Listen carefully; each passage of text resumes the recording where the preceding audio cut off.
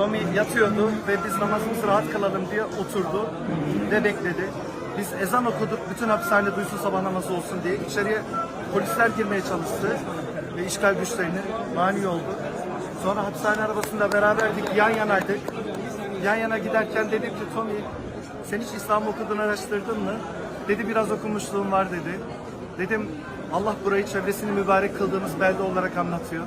Hiç Müslüman olmayı düşündün mü dedim. Ben dedi sıkı Katolik bir ailenin, Katolik bir ferdiyim.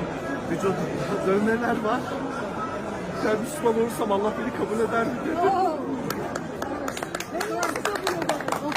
Ben de evet dedim.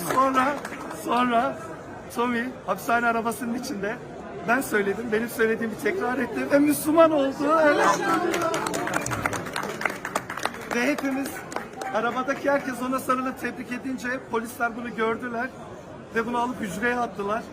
Ben de dedim ki Tommy Müslüman olduğum 10. saniyesinde bedel ödemeye başladı.